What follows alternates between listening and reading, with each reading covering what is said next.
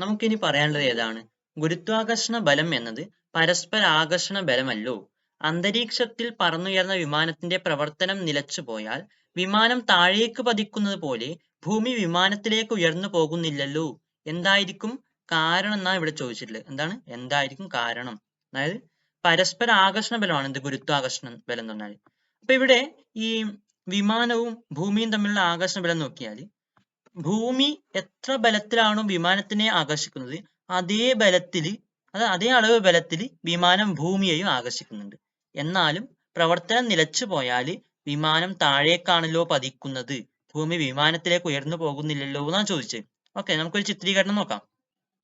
എന്താ ഇവിടെ രണ്ട് പാറക്കല്ലുകൾ കൊടുത്തിട്ടുണ്ട്. ഒന്ന് ചെറുത്, ഒന്ന് വലിയൊരു ചിത്രം. രണ്ടെണ്ണം ഞാൻ കൊടുത്തിട്ടുണ്ട്.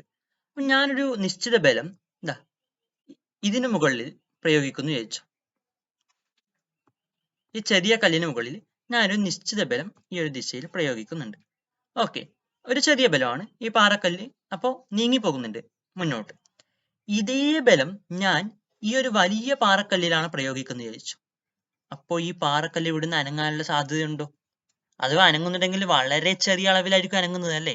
ഇതേ ഒരു കാര്യം കണ്ടോ, ഒരേ ബലമാണ് പ്രയോഗിച്ചത്, പക്ഷെ അത് ഇതിനുണ്ടാകുന്ന എഫക്റ്റ് വ്യത്യാസമുണ്ട്. കണ്ടോ, ഈ ചെറിയ പാറക്കല്ല് പെട്ടെന്ന് കുറച്ചധികം ദൂരം മുന്നോട്ട് പോകുന്നുണ്ട്. അതേസമയം ഈ വലിയ പാറക്കല്ല് എനിക്ക് അങ്ങനെ അനക്കാൻ കഴിയുന്നില്ല.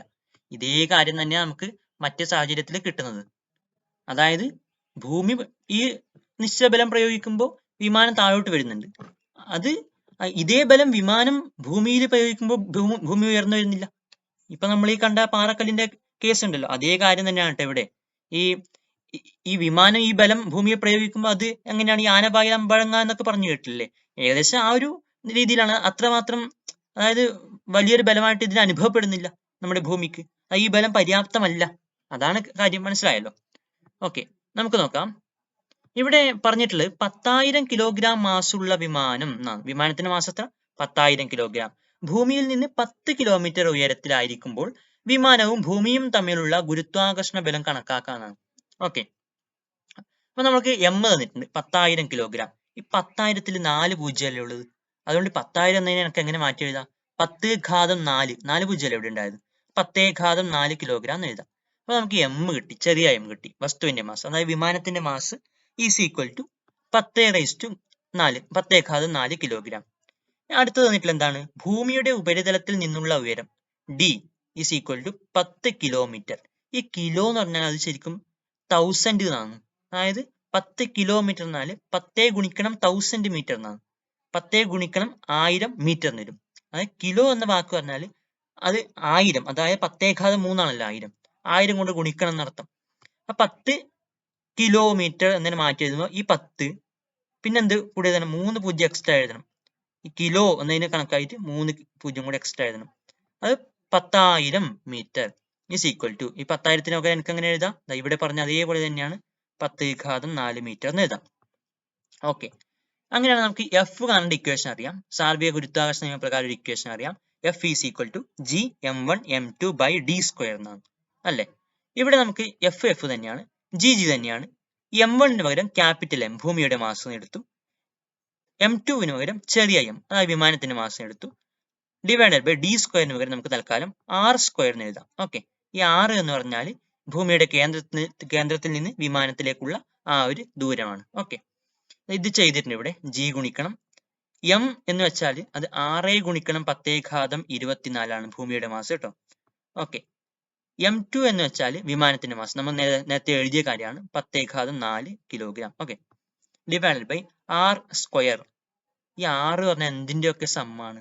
ഒന്ന് ഭൂമിയുടെ ആരം 6.4 ഗുണിക്കണം 10 ഘാതം 6 പ്ലസ് ഈ ഭൂമിയുടെ ഉപരിതലത്തിൽ നിന്ന് 10,000 മീറ്റർ ഉയരത്തിൽ നിന്നല്ലേ ഇവിടെ പറഞ്ഞിട്ടുള്ളത്, അപ്പൊ അതും കൂടെ ആഡ് ചെയ്യും. പ്ലസ് 10 ഘാതം 4 മീറ്റർ. ഇതിന്റെ ആകെ മൊത്തം സ്ക്വയർ എടുത്തിട്ടുണ്ട്, കണ്ടോ? ഹോൾ സ്ക്വയറിന് കൊടുത്തിട്ടുണ്ട്. ഇത് ചെയ്താൽ നമുക്ക് കിട്ടുന്ന ഉത്തരം എന്ന് പറഞ്ഞാൽ 97,400 ന്യൂട്ടൺ എന്നാണ് ഈ ബലം. അതായത് പരസ്പര ആകർഷണ ബലം 97,400 ന്യൂട്ടൺ ആണ്. അതായത് വിമാനം ഭൂമിയിൽ പ്രയോഗിക്കുന്നത് 97,400 ന്യൂട്ടൺ ആണ്, ഭൂമി വിമാനത്തിൽ പ്രയോഗിക്കുന്നതും 97,400 ന്യൂട്ടൺ ആണ്. ഇനി ഇത്രയും ബലം പ്രയോഗിച്ചാൽ വിമാനത്തിനുണ്ടാകുന്ന ത്വരണം എത്രയെന്ന് നോക്കാം എന്നാണ്. നമുക്കറിയാവുന്ന equation F is equal to M G എന്നതാണ് അല്ലെ? എഫ് നമുക്ക് കിട്ടി. എഫ് എന്താണ്? 97,400. എം എന്ന് പറഞ്ഞാൽ നമ്മൾ ആദ്യം വിമാനത്തിന്റെ കാര്യം പ്രയോഗിക്കുമ്പോൾ വിമാനത്തിന്റെ മാസം എടുക്കണം. ഓക്കെ, ജി എന്ന ത്വരണം അത് നമുക്ക് കണ്ടുപിടിക്കാം. ഇവിടെ G F is equal to M G എന്നതിനെ നമുക്ക് എങ്ങനെ മാറ്റി എഴുതാം? F is equal to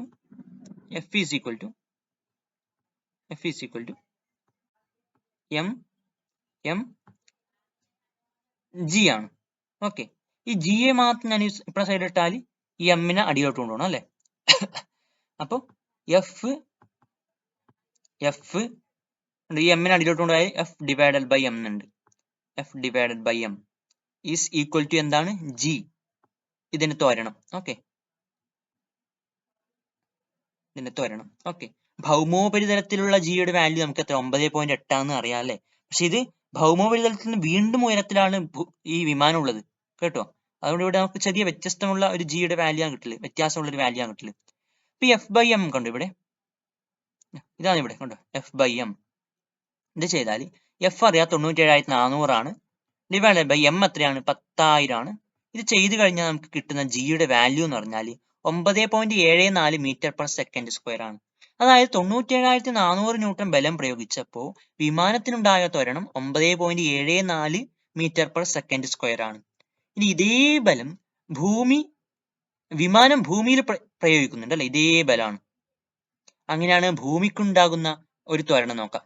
G is equal to F by M തന്നെയാണ് കണ്ടോ, എഫ് ബൈ എം. പക്ഷെ ഇവിടെ എം എന്താണ്? ക്യാപിറ്റൽ ലെറ്റർ എം ആണ്, ഭൂമിയുടെ മാസാണ്. 97,400 തന്നെയാണ്. ഡിവൈഡ് ബൈ ഭൂമിയുടെ മാസ് 6 ഗുണിക്കണം 10⁻24 ആണ്. ഇത് ചെയ്ത് കഴിഞ്ഞാൽ നമുക്ക് കിട്ടുന്ന വാല്യൂ കണ്ടോ, വളരെ ചെറിയ വാല്യൂ ആണ്. കണ്ടോ, കുറെ പോയിന്റ്, 0 കൊണ്ട് കുറെ 0 കഴിഞ്ഞിട്ട് 16 മീറ്റർ പെർ സെക്കൻഡ് സ്ക്വയർ ആണ്. അത്രയും ചെറിയ വാല്യൂ ആണ്. അതായത് ഈ ഭൂമിക്കുണ്ടാകുന്ന ത്വരണം എന്ന് പറഞ്ഞാൽ അത് 0ന് സമാനമാണ്. ഒരേ ബലമാണ് പ്രയോഗിച്ചത്, പക്ഷെ ആ ബലം ഭൂമിയിൽ ഉണ്ടാകുന്ന എഫക്റ്റ് അല്ലെങ്കിൽ ഭൂമിയിൽ ഉണ്ടാകുന്ന ത്വരണം എന്ന് പറഞ്ഞാൽ വളരെ ചെറുതാണ്, 0 ആയിട്ട് കണക്കാക്കാം. അതുകൊണ്ടാണ് വിമാനവും ഭൂമിയും പരസ്പരം ആകർഷിക്കുന്ന ബലങ്ങൾ തുല്യമാണെങ്കിലും ഭൂമിക്ക് ത്വരണം അനുഭവപ്പെടുന്നതായിട്ട് തോന്നുന്നില്ല എന്ന് പറഞ്ഞത് മനസ്സിലായല്ലോ. ഭൂമിയുടെ ഉയർന്ന മാസാണ് ഇതിന് കാരണം. അപ്പൊ നിങ്ങളോട് ഈ ചോദ്യം ചോദിച്ചാല് കേട്ടോ, ഈ ചോദ്യം, ഗുരുത്വാകർഷണ ബലം എന്നത് പരസ്പര ആകർഷണ ബലമാണല്ലോ. അന്തരീക്ഷത്തിൽ പറന്നുയർന്ന വിമാനത്തിന്റെ പ്രവർത്തനം നിലച്ചുപോയാൽ വിമാനം താഴേക്ക് പതിക്കുന്നത് പോലെ ഭൂമി വിമാനത്തിലേക്ക് ഉയർന്നു പോകുന്നില്ലല്ലോ. എന്തായിരിക്കും കാരണം? ഇത്ര നിങ്ങളോട് ചോദ്യം ചോദിച്ചാല് നിങ്ങൾ പറയേണ്ട ഉത്തരം ഇതാണ് കേട്ടോ. വിമാനവും ഭൂമിയും പരസ്പരം ആകർഷിക്കുന്ന ബലങ്ങൾ തുല്യമാണെങ്കിലും ഭൂമിക്ക് ത്വരണം അനുഭവപ്പെടുന്നതായിട്ട് തോന്നുകയില്ല. ഭൂമിയുടെ ഉയർന്ന മാസാണ് ഇതിന് കാരണം. ഒരേ ബലം പ്രയോഗിക്കുമ്പോൾ മാസ് കൂടിയ വസ്തുക്കൾക്ക് ലഭിക്കുന്ന ത്വരണം കുറവായിരിക്കും. കണ്ടോ, ഇപ്പൊ 2 മാർക്കിനൊക്കെ ഈ ചോദ്യം ചോദിച്ചാൽ നിങ്ങൾ ഇങ്ങനെ ഉത്തരം എഴുതി വെക്കണം കേട്ടോ. ബാക്കി വലിയ മാർക്കിനൊക്കെ ചോദിക്കാൻ ചാൻസ് കുറവാണ്. നിങ്ങൾ ഇതുപോലെ ഇതൊക്കെ ചെയ്ത് എഴുതി വെക്കണം. ഓക്കെ, ഇനി പറയുന്നത് ചന്ദ്രനിലെ ഗുരുത്വാകർഷണ ത്വരണം എന്ന് പറഞ്ഞിട്ടുള്ള ഒരു ടോപ്പിക്കാണ്. ഇവിടെ കണ്ടോ, ഭൂമിയിലെ ഭൂഗുരുത്വാകർഷണ ത്വരണം നമുക്ക് കണ്ടു കഴിഞ്ഞു. ഇനി ചന്ദ്രനിലെ കാര്യം നോക്കാം. ഭൂമിയിലെയും ചന്ദ്രനിലെയും ഗുരുത്വാകർഷണ ത്വരണത്തിന്റെ മൂല്യങ്ങൾ ഒരുപോലെ ആകുമോ എന്നാണ്. ഓക്കെ, അതാണ് നമ്മൾ പരിശോധിക്കാൻ പോകുന്നത്. ചന്ദ്രന്റെ മാസ് ഇവർ തന്നിട്ടുണ്ട്. എത്രയാണ്? 7.34 ഗുണിക്കണം 10⁻22 കിലോഗ്രാം ആണ്. ഭൂമിയുടെ മാസിനേക്കാൾ ചെറുതാണ്. ചന്ദ്രന്റെ ആരം തന്നിട്ടുണ്ട്. R ഈസ് ഈക്വൽ ടു 1.74 ഗുണിക്കണം 10⁻6 മീറ്റർ ആണ്. അതും ഭൂമിയുടേതിനേക്കാളും ചെറുതാണ് കേട്ടോ. അങ്ങനെയാണെങ്കിൽ നമുക്ക് അറിയാവുന്ന ഇക്വേഷൻ എന്തായിരുന്നു? അതായത് ജി കാണേണ്ട equation G is equal to GM divided by R square ആണ്. ഈ ഒരു ഇക്വേഷൻ നമ്മൾ നേരത്തെ പരിചയപ്പെട്ടതാണ് കേട്ടോ. മുൻപത്തെ ക്ലാസ്സുകളൊക്കെ ഒന്ന് കണ്ടു നോക്കണം. അപ്പൊ ഇതിൽ കൊടുത്തിട്ടുണ്ട് G is equal to GM by R square.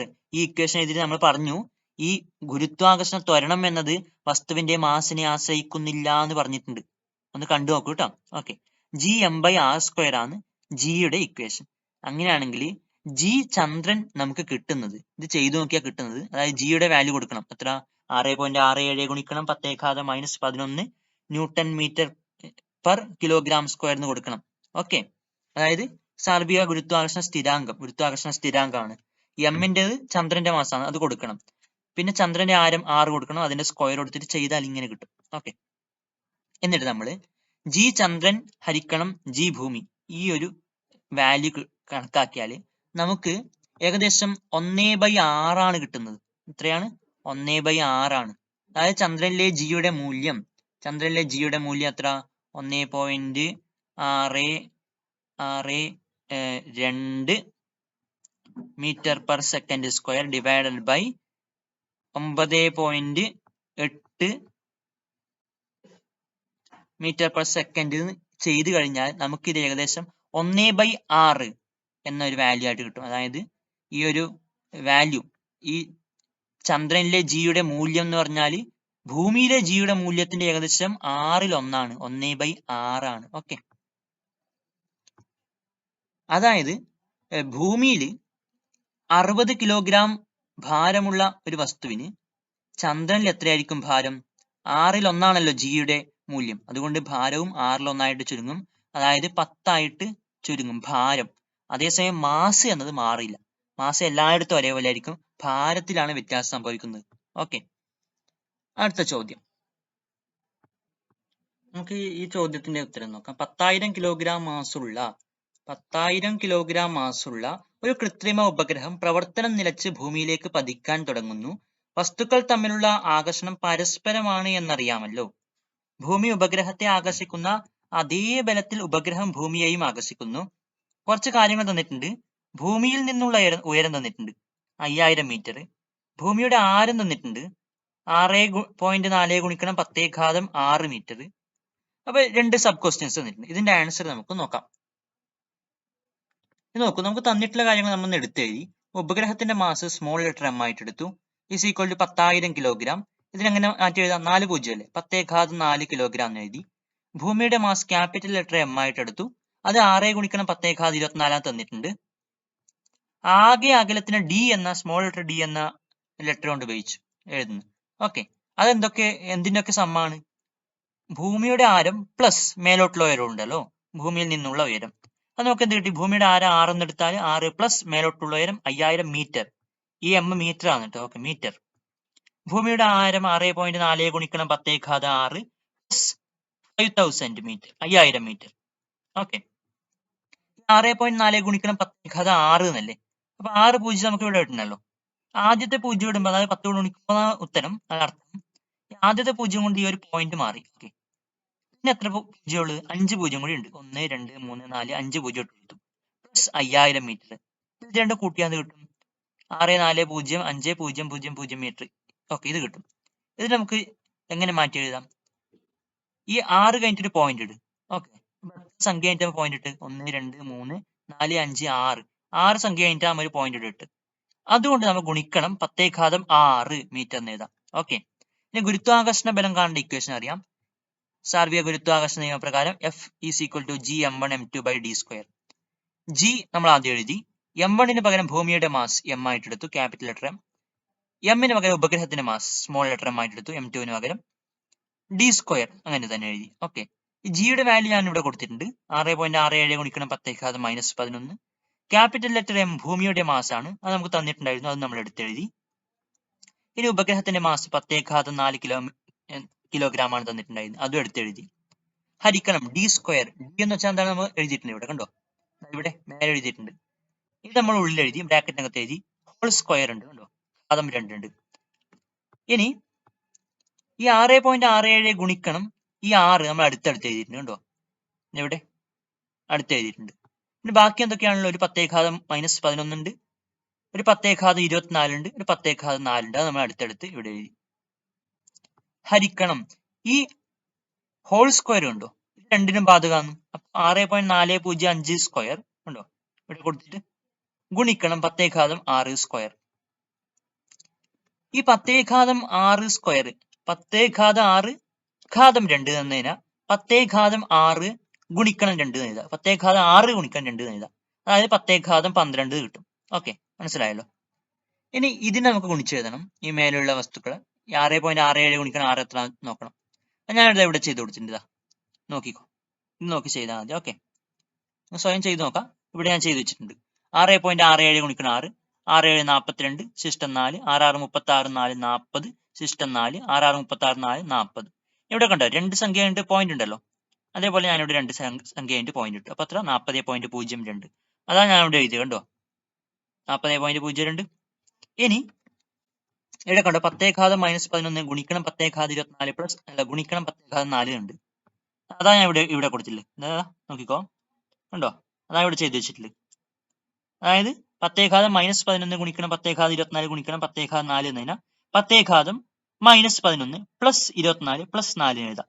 Okay, നമുക്ക് മൈനസ് 11 ലാസ്റ്റ് ചെയ്യാം. 24 പ്ലസ് 4 എത്രയാണ്?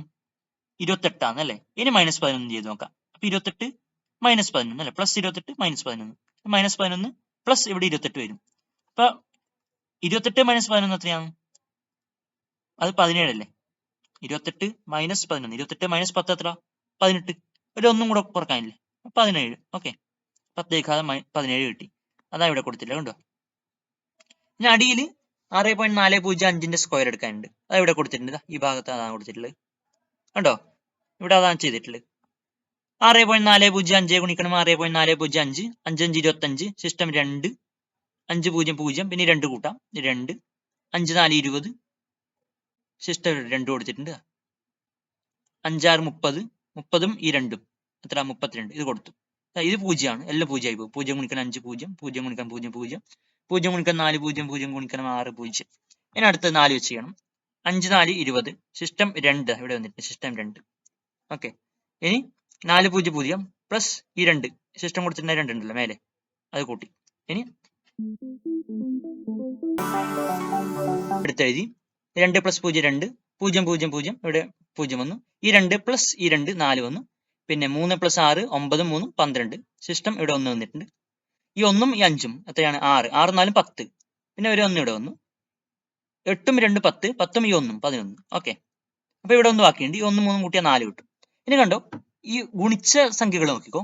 1 2 3 സംഖ്യ കഴിഞ്ഞിട്ട് പോയിന്റ്, ഇവിടെ 1 2 3 സംഖ്യ കഴിഞ്ഞിട്ട് പോയിന്റ്. അപ്പൊ ടോട്ടൽ 6 സംഖ്യ കഴിഞ്ഞിട്ട് നമുക്ക് ഈ ആൻസറിൽ പോയിന്റ് ഇടാം. 1 2 3 4 5 6, ഇവിടെ ഒരു പോയിന്റ്. അപ്പൊ 41.024 025 എന്ന് ഉത്തരം കിട്ടും. അത് നമ്മൾ ഇവിടെ എടുത്തെഴുതുമ്പോൾ തൽക്കാലം 41.024 വരെ എഴുതിയാൽ മതി. ഓക്കെ, കുഴപ്പമില്ല. ഗുണിക്കണം 10 12 വന്നിട്ടുണ്ട്. ഈ 10 12 മുകളിലോട്ട് എഴുതുമ്പോൾ 10 മൈനസ് 12 എന്നാകും. ഓക്കെ, ഇനി 10 17 ഗുണിക്കണം 10 മൈനസ് 12 ചെയ്താൽ 10 17 മൈനസ് 12 വരും. 17 കൂട്ടണം മൈനസ് 12, അതായത് 17 12 കുറച്ചാൽ 5. ഓക്കെ, ഇനി ഇത് ഹരിച്ചെഴുതണം. 40.02 ഹരിക്കണം 41.024 ആണ്. ഓക്കെ, ഇവിടെ നോക്കിക്കോളൂ, ഇവിടെ ചെയ്തു വെച്ചിട്ടുണ്ട്.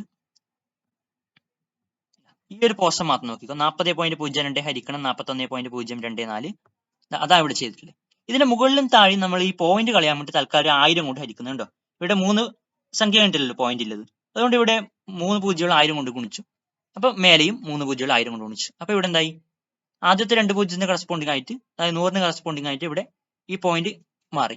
പിന്നെ എക്സ്ട്രാ ഒരു പൂജ്യം കൂടി ഇടാനുണ്ട്. ഓക്കെ, അടിയിലാണെങ്കിൽ ഈ പോയിന്റ് ഇവിടെ നിന്ന് പോയി കിട്ടി 41, പിന്നെ 3 പൂജ്യം, അതായത് 1000ത്തിന് കറസ്പോണ്ടിങ് ആയിട്ട് 41.024 എഴുതി. ഇത് ഹരിച്ചെഴുതിയിട്ടാണ് ഇവിടെ ചെയ്തിട്ടുള്ളത്. നോക്കിക്കോളൂ, ഈ സംഖ്യയിൽ പോകുന്നില്ല, 0 ആണ്. അപ്പൊ നമ്മൾ എക്സ്ട്രാ ഒരു 0 ഇട്ട് കൊടുത്ത് ഈ സംഖ്യയിൽ നമുക്ക് 9 പ്രാവശ്യം പോകുന്നു.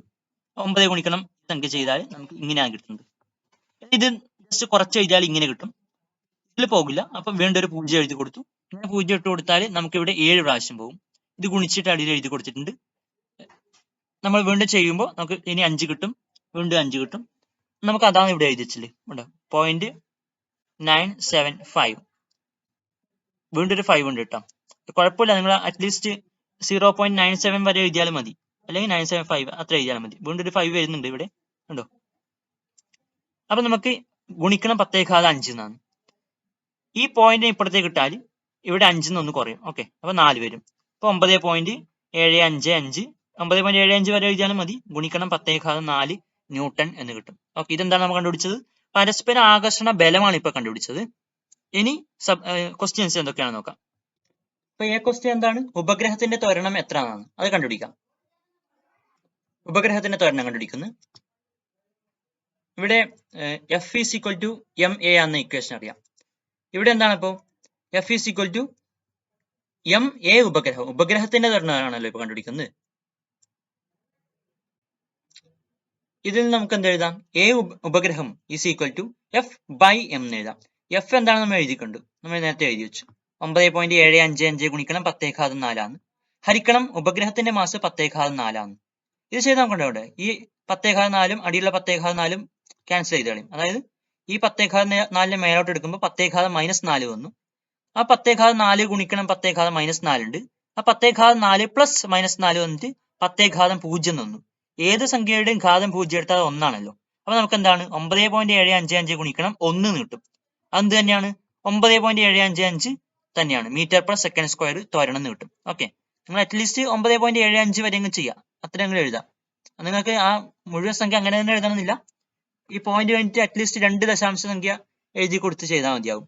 ഏകദേശം ഇതിനടുത്തൊരു ഉത്തരം കിട്ടിയാൽ മതി. ഓക്കെ, ഇനി ഭൂമിയുടെ ത്വരണം കണ്ടുപിടിക്കുമ്പോഴോ ഇതേ equation F equal M A ആണ്. ഇവിടെ എം എന്ന് വെച്ചാൽ ഭൂമിയുടെ മാസാണ്, അതുകൊണ്ട് ക്യാപിറ്റൽ ലെറ്റർ എം ആയിട്ട് കൊടുത്തു. ഇനി എ ഭൂമി is equal to F by M, capital letter M. F എന്ന് വെച്ചാൽ നേരത്തെ അതേ ബലം തന്നെയാണ്, ഹരിക്കണം ഭൂമിയുടെ മാസ്. നമുക്ക് എന്ത് കിട്ടും? ഏകദേശം 0-ത്തിനടുത്ത ഒരു ഉത്തരം കിട്ടും. അത് 0-തോടടുത്ത 0-ത്തിന് സമായ ഒരു ഉത്തരം കിട്ടും. Is equal to 0. ഓക്കെ, ഇങ്ങനെയാണ് നമുക്ക് ചെയ്യുന്നത്. അടുത്ത ക്വസ്റ്റ്യൻ നോക്കാം. ചോദ്യം: 10 കിലോഗ്രാം മാസുള്ള ഒരു വസ്തുവിനെ 20 മീറ്റർ ഉയരത്തിൽ നിന്ന് ഭൂമിയിലേക്ക് പതിക്കാൻ അനുവദിച്ചാൽ എ അത് തറയിലെത്താൻ എത്ര സമയമെടുക്കും? ബി ചന്ദ്രനിലാണെങ്കിലോ തറയിലെത്താൻ എത്ര സമയമെടുക്കുന്നതാണ്? ജി ഭൂമി 10 മീറ്റർ പെർ സെക്കൻഡ് സ്ക്വയർ ആയിട്ട് തന്നിട്ടുണ്ട്. ജി ചന്ദ്രൻ 1.62 മീറ്റർ പെർ സെക്കൻഡ് സ്ക്വയർ ആയിട്ട് തന്നിട്ടില്ലേ? അപ്പോൾ ഇത് വെച്ച് നമുക്ക് ഡയഗ്രം വരക്കാം. ഡയഗ്രം വെച്ചാൽ ഇങ്ങനെ കിട്ടും. 10 കിലോഗ്രാം മാസുള്ള ഒരു വസ്തു, അതിനെ 20 മീറ്റർ ഉയരത്തിലായിട്ട് നമ്മൾ ചിത്രീകരിച്ചിട്ടുണ്ട്. ഈ ഉയരത്തിന് നമ്മൾ h ആയിട്ട് എടുത്തു. ഇനി നമുക്ക് 3 ഇക്വേഷൻസ് അറിയാം അല്ലേ, കഴിഞ്ഞ പാഠത്തിൽ പഠിച്ചത്. v is equal to u plus at, s is equal to ut plus half at square, v square is equal to u square plus 2as.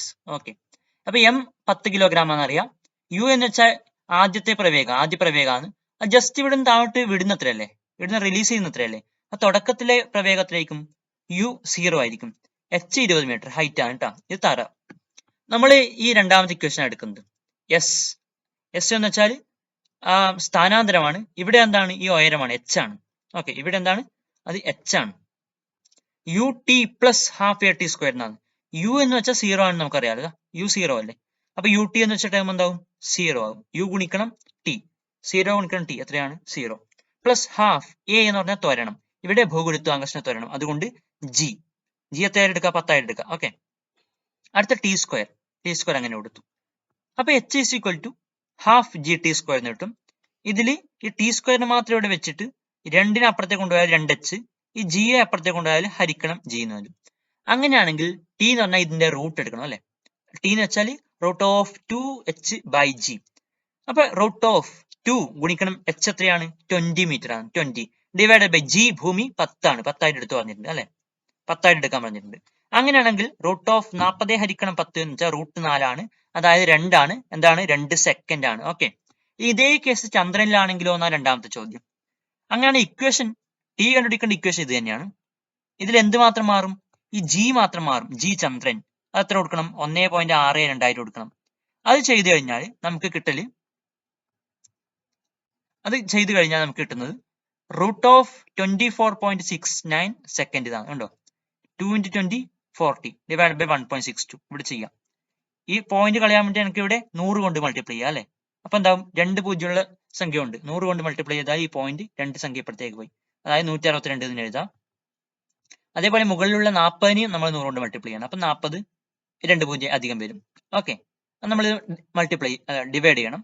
400-ൽ 162 2 പ്രാവശ്യമാണ്, അത് 362 കിട്ടും, 324 കിട്ടും. ഓക്കെ, ഇത് കുറച്ച് എഴുതിയാൽ 76-ൽ പോകില്ല, നമ്മൾ എക്സ്ട്രാ ഇതാ ഈ ഒരു പൂജ്യം ഉണ്ട് കണ്ടോ, അപ്പൊ 760 കിട്ടും. ഈ 760-ൽ ചെയ്ത 4 പ്രാവശ്യം, അപ്പൊ നമുക്ക് 4 ഗുണിക്കണം 162 648 കിട്ടും. ഇത് കുറച്ചാൽ 10-ന്ന് 8 കുറച്ചാൽ 2 അല്ലെ, 5 അല്ലേ ഇനി ഇടയിൽ, 5 4 കുറച്ചാൽ 1, 7 6 കുറച്ചാൽ 1, 112-ൽ പോകില്ല, എക്സ്ട്രാ ഒരു പൂജ്യം കിട്ടും. 1120-ൽ 6 പ്രാവശ്യം. ഇങ്ങനെ ചെയ്ത് കഴിഞ്ഞാൽ 24.69 റൂട്ടിനകത്ത് കിട്ടും. ഇതാണ് രണ്ടാമത്തെ ആൻസർ. അടുത്ത ചോദ്യം എന്താണ്? ചന്ദ്രോപരിതലത്തിൽ നിന്ന് ഒരു കല്ല് മുകളിലേക്ക് എറിയുന്നു, 6 സെക്കൻഡ് കൊണ്ട് കല്ല് തിരിച്ചെത്തുന്നതാണ്.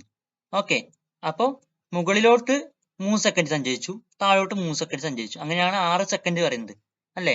കല്ലിന്റെ ആദ്യ പ്രവേഗം ചോദിക്കുന്നുണ്ട്, കല്ല് സഞ്ചരിക്കാവുന്ന ദൂരം ചോദിക്കുന്നുണ്ട്, 4 സെക്കൻഡ് കഴിയുമ്പോൾ കല്ലിന്റെ സ്ഥാനം എവിടെയാണെന്ന് ചോദിക്കുന്നുണ്ട്. നോക്കാം. ഇതാ ഒരു ചിത്രം കൊടുത്തിട്ടുണ്ട്. ഇത് ചന്ദ്രോപരിതലം. ഇവിടെ ഒരു കല്ല് മുകളിലോട്ട് പോകുന്നു എന്നാണ്. Okay, total 6 second. 3 സെക്കൻഡ് മുകളിലോട്ട്, എന്നിട്ട് ഇവിടെ സ്റ്റോപ്പായി, താഴോട്ട് വീഴാൻ തുടങ്ങി 3 സെക്കൻഡ് സമയം അല്ലേ? നമുക്ക് അറിയാവുന്ന ചലന നിയമങ്ങൾ ഇവയൊക്കെയാണ്. v is equal to u plus at, s is equal to ut plus half at square, v square is equal to u square plus 2as. ഇവിടെ ചന്ദ്രന്റെ ഗുരുത്വാകർഷണ ത്വരണം 1.62 മീറ്റർ പെർ സെക്കൻഡ് സ്ക്വയർ. താഴോട്ടാണ് അല്ലേ? താഴോട്ട്. അങ്ങനെ ഒന്നാമത് നമുക്ക് കണ്ടുപിടിക്കാം. അതായത് ആദ്യ പ്രവേഗം, ഇവിടുന്ന് മുകളിലോട്ട് കല്ല് എറിയുമ്പോഴുള്ള ത്വരണം പ്രവേഗം എത്രയായിരുന്നു നോക്കാം. ആദ്യ പ്രവേഗം നമ്മുടെ equation v is equal to u plus at. v എന്ന് വെച്ചാൽ അവസാനം ഇവിടെ എത്തുമ്പോഴുള്ള ഈ 3 സെക്കൻഡ് മാത്രമേ നമ്മൾ കൺസിഡർ ചെയ്യുന്നുള്ളൂ. ഇവിടെ എത്തുമ്പോഴുള്ള പ്രവേഗം, അന്ത്യപ്രവേഗം, അതായത് 0. ഇവിടെ സ്റ്റോപ്പ് ആയല്ലോ, എന്നിട്ട് താഴോട്ട് വീഴുന്നല്ലേ. 0 is equal to u plus എക്ക് പകരം g ഇത് കൊടുക്കാം, 1.62. പക്ഷെ അത് താഴോട്ടാണ്, നമ്മളിപ്പോ കൺസിഡർ ചെയ്യുന്നത് മുകളിലോട്ടുള്ള കേസാണ്.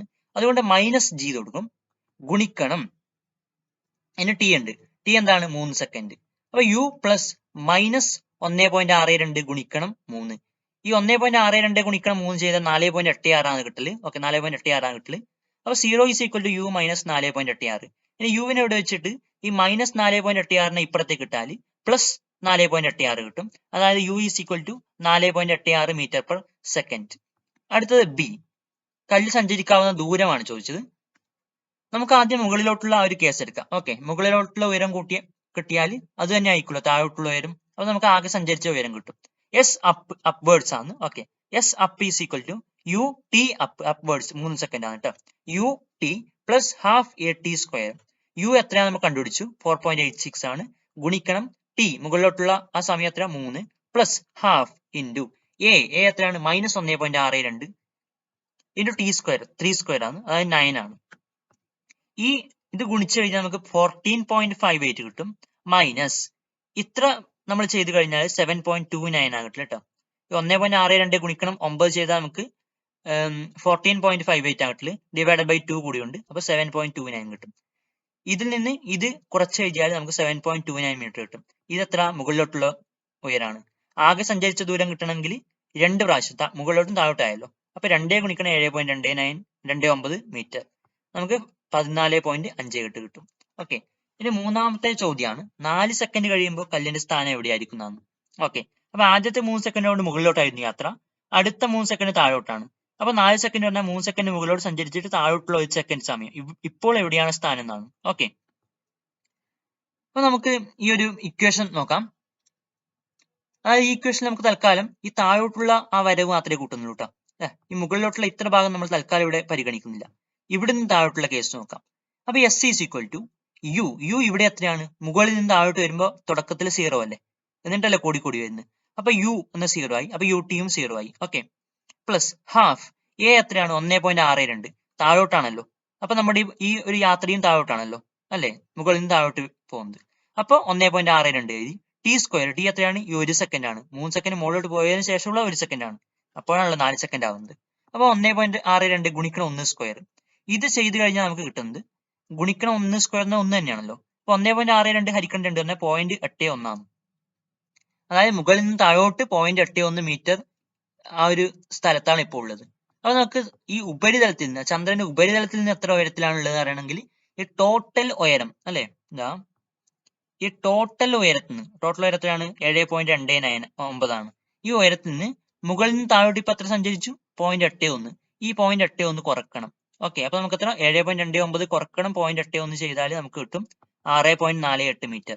അപ്പൊ ഇപ്പോൾ കല്ലിന്റെ സ്ഥാനം 4 സെക്കൻഡ് കഴിഞ്ഞതിന് ശേഷം കല്ലിന്റെ സ്ഥാനം എന്ന് പറഞ്ഞാൽ ഈ ചന്ദ്രോപരിതലത്തിൽ നിന്ന് ഈ ഉയരത്തിലാണ്, 6.48 മീറ്റർ ഉയരത്തിലാണ് ഇപ്പോൾ കല്ലിന്റെ സ്ഥാനം. ഓക്കെ, അങ്ങനെ ഇനി അടുത്തൊരു ടോപ്പിക്കിലേക്കാണ് നമ്മൾ പോകുന്നത്. ഒരു ചാക്ക് സിമെന്റിന് 50 കിലോഗ്രാം ഭാരമുണ്ടെന്നും 50 കിലോഗ്രാം മാസ് ഉണ്ടെന്നും നാം പറയാറുണ്ട് പൊതുവെ. ഇവ രണ്ടും ഒന്ന് തന്നെയാണോ എന്നാണ് ചോദിക്കുന്നത്.